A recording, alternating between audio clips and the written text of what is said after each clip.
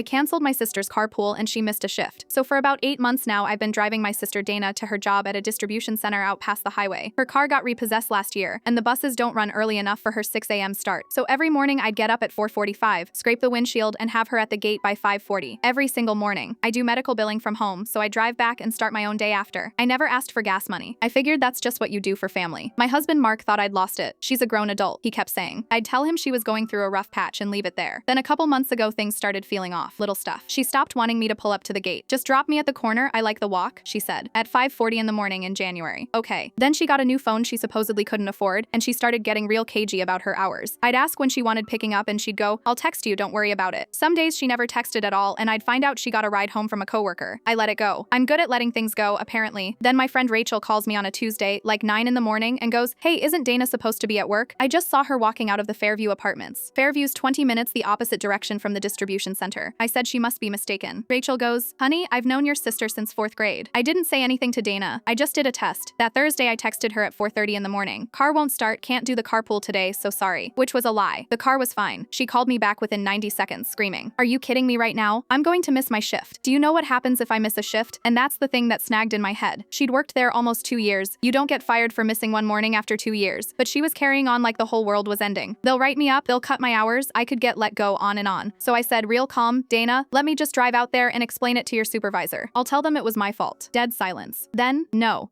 don't do that. I'll figure it out. I drove out there anyway, told the woman at the front desk I was Dana's sister, that Dana couldn't make it in and I wanted to let her manager know. The woman gave me this look and typed something. Ma'am, Dana hasn't been on our schedule since August. She was let go in July.